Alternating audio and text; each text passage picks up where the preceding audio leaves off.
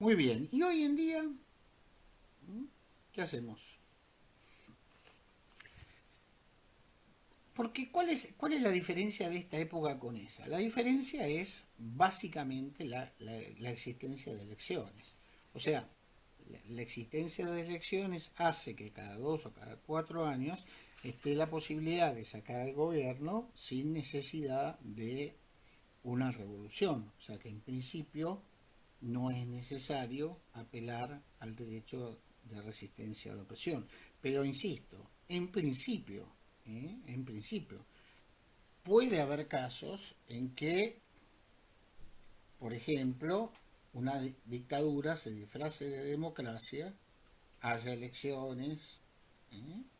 haya jueces, haya parlamento, pero siempre gobiernan los mismos. O sea, lo de Maduro en México no lo inventó él. El PRI en México, perdón, en Venezuela. El PRI en México tuvo años y años y años y de hecho era una dictadura de un partido. Acá hay derecho de resistencia a la opresión, para mí no hay la menor duda. ¿Eh? Derecho de resistencia a la opresión, derecho a la revolución. Obviamente, si uno tiene alguna posibilidad de éxito, o sea, hay que pensarla bien antes. ¿Eh? Por eso, porque siempre es mejor tratar de encontrarle los medios pacíficos, hasta que no queda más remedio. Hasta que no queda más remedio que la sublevación. Porque la sublevación, en el fondo, se está fundando en el derecho a la vida, o sea, el derecho a la legítima defensa. Derecho a la legítima defensa, que es defenderme mi vida. ¿Ah? O sea, porque yo digo esto porque ustedes varios pusieron o me dieron a entender que era muy teórico el tema del poder como servicio, el poder como diálogo, el poder como cosa que se construye entre toda la comunidad. Es lo que existe normalmente, más allá de los vaivenes, de las discusiones, de las marchas, de la contramarcha. Ahora, una cosa muy distinta es una tiranía, ¿eh? Una cosa muy distinta es una tiranía. Cuando hay una tiranía, la verdad que es si llega a haber una tiranía, una dictadura, es bastante difícil que uno lo saque por elecciones, porque la dictadura por definición, o sea, eso no era una dictadura, en todo caso tenía ganas de serlo, pero si hubiera sido una real dictadura, una real tiranía, obviamente que no se hubiera ido por sacar 3 votos más o 3 votos menos. Parecía, pero no lo era, no lo era. Ni que hablar en el caso de los gobiernos totalitarios, todo lo que era la Unión Soviética y qué sé yo, ahí no hay la menor duda que hay derecho a la resistencia a la opresión, derecho a la revolución, y que por más que hagan elecciones o alguna cosa, no tenían absolutamente ningún valor, absolutamente ninguno. Eh, yo no voy por ahí a profundizar mucho en el tema de cómo se da hoy, pero les diría que vean todo lo que es desobediencia civil. Se da más bien a través de la desobediencia civil. A veces hay una objeción de conciencia, que es una cosa distinta, que es apelar a las propias convicciones. La desobediencia civil eh, están aceptando la constitución, están aceptando las leyes como tales, y en nombre de esa misma constitución es que se oponen a alguna medida. ¿Eh? En cambio, en la objeción de conciencia uno está haciendo referencia exclusivamente a uno mismo, digamos, a sus propias convicciones. Eh,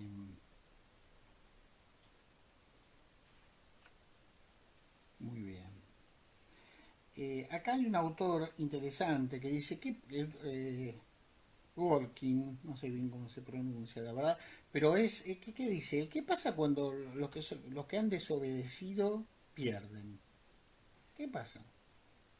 Hay una sonada, hay un movimiento, se manifiestan contra la policía que ha matado negros, qué sé yo, en Estados Unidos, pero terminan presos, pierden, etcétera, etcétera. ¿Él qué dice? Y él dice que hay que tratarlos con mucho cuidado, porque de alguna manera son como una especie de semáforo para esta democracia. ¿ah? Por más que el orden constitucional haya vencido y prosiga, son un llamado de atención. Entonces dice, al que pierde, pero se ha creído con derecho, se lo ha ejercido de una forma medianamente razonable, eh, no hay que tratarlo igual que a un asesino, no hay que tratarlo igual que... ¿Por qué? Porque de alguna manera esto nos habla de que digamos, nunca son tan claros lo que es bueno y lo que es malo. Y muchas veces hay muchísimas injusticias que los sistemas democráticos apañan. Es muy interesante esta posición, ¿no es cierto? Eh, Muy bien.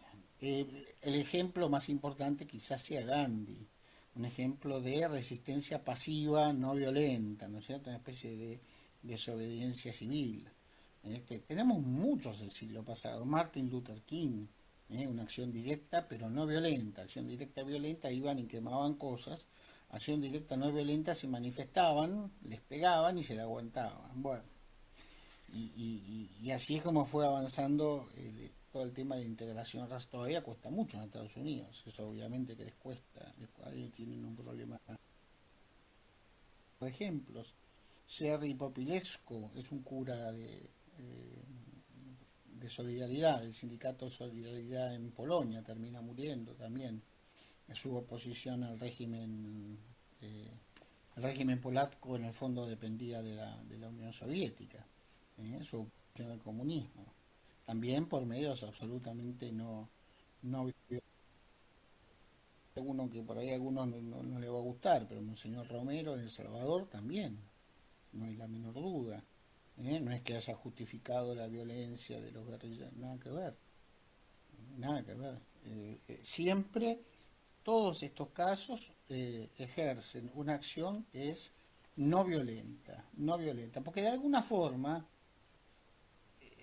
nos hemos dado cuenta que la violencia lleva a más violencia, o sea, no es tan simple oponerse por medios violentos. Puede ser legítimo, pero lo mejor siempre es si, digamos así, el otro termina de perder toda credibilidad, si el que gobierna pierde toda credibilidad, llega un momento que no puede gobernar.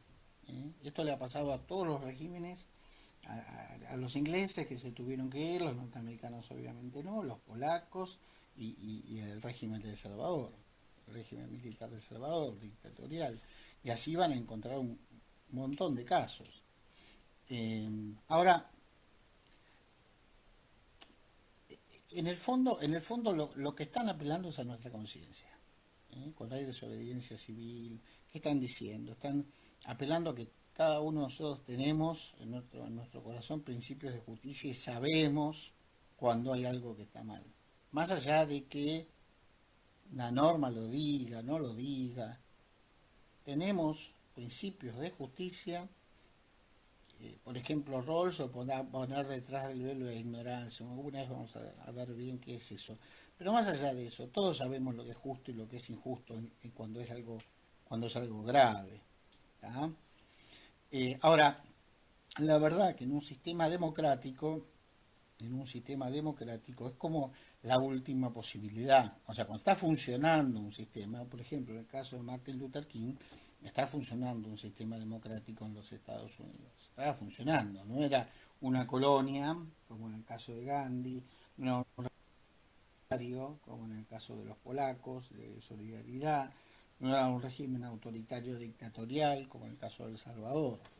¿Tá? Cuando es una democracia, la manera de corregirla no es armarse un partido y ganar, pero sí son las elecciones. Esa es la manera normal. Ahora, siempre queda la posibilidad, como última posibilidad, digamos así, de apelar al derecho de resistencia a la opresión si es que se dan todas aquellas condiciones que ya se vienen.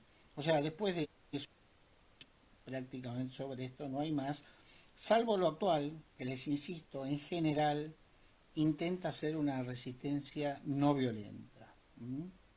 Eh, Muy bien. ¿En qué casos? ¿En qué casos?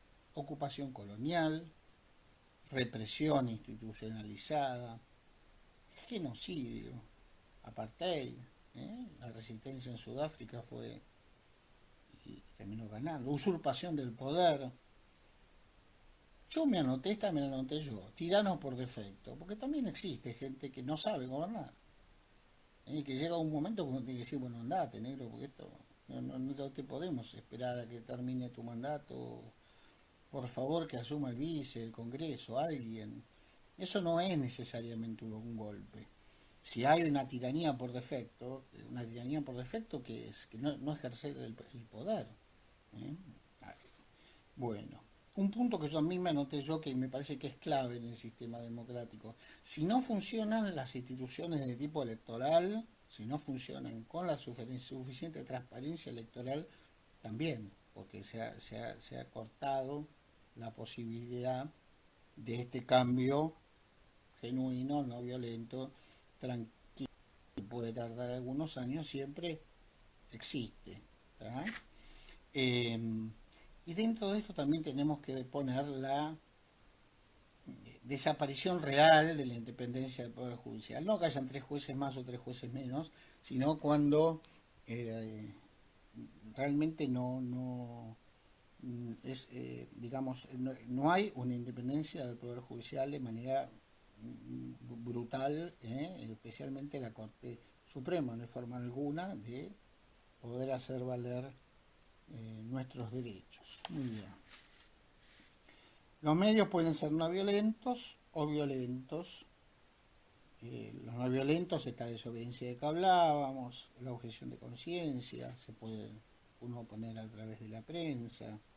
Es grave que se la limite a la prensa. Siempre mejor que se equivoquen un poco, pero que un poco lo de Jefferson, ¿no? Siempre mejor que la posibilidad la posibilidad de equivocarse, pero que se controle al poder. Siempre mejor que se controle al poder. Las huelgas, el ayuno, el boicot, los golpes de efecto, es una cosa que me anoté yo. Siempre cuando me acuerdo de los locos a veces hacen locuras grandes estos de, ¿cómo se llaman? Ay, bueno, los que están con el tema de la ecología, a veces hacen golpes de efecto que llevan una propaganda más grande que una insurrección, ¿no? ¿Qué sé yo? Atacan un portaaviones, ¿no? Cosas, no sé, cosas así casi de locos, se suben a la Tour Eiffel y se largan no sé en qué.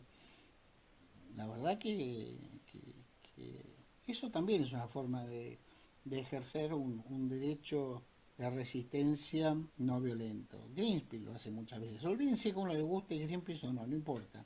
Pero la verdad que saben utilizar el cómo hacerlo y el cómo hacerlo de manera no violenta, muy cinematográfico siempre. Ahora,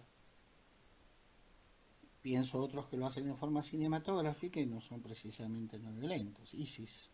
ISIS te pone ahí, 12 cristianos, le corta la cabeza, tanto vestidito de negro, los otros vestiditos de no sé de qué color, la playa al fondo, el mar, y le corta la cabeza. Y están queriendo decir que hay un mundo que se les opone a ese mundo, bueno, todo ese tipo de lucubraciones sobre la injusticia que sufren los pueblos musulmanes. Pero es un crimen de lesa humanidad lo que están cometiendo. ¿tá? Hay que tener mucho cuidado con las formas de la resistencia a la opresión. Por ejemplo, jamás la subversión como tal, digo, a ver, más que la subversión yo diría el ataque indiscriminado, el ataque terrorista, el ataque a civiles, el ataque a chicos, eso no me pueden decir que están queriendo cambiar el mundo, porque no están cambiando nada, están siendo asesinos. ¿eh? Puede ser, o sea, tiene que haber algunas cosas objetivas de qué puedo tocar y qué no cuando hago algún movimiento. Es muy distinto un movimiento que se expresa en forma pacífica, un movimiento que por ahí quema cuatro gomas, o un movimiento que corta la calle, a un movimiento que sale a poner bombas y matar a cualquiera. Son cosas absolutamente distintas. ¿Cuándo está justificado el movimiento de tipo violento? Únicamente en el caso de legítima defensa, e insisto que igual tiene límites. Igual tiene límites. El límite son los derechos humanos, porque en el fondo lo que uno está diciendo es respeten mis derechos humanos, el derecho a elegir, el derecho político es un derecho humano también, u otros derechos humanos. Si no defendemos los derechos humanos, o sea, si para defender los derechos humanos violamos los derechos humanos de los más débiles, la verdad que no tiene demasiado sentido. Bueno, siempre tiene que haber una proporcionalidad entre el acto y aquello que se está buscando defender. ¿eh? A veces uno defiende causas muy importantes y a veces son causas menores y tiene que haber una cierta relación entre una cosa y la otra, ¿no es cierto?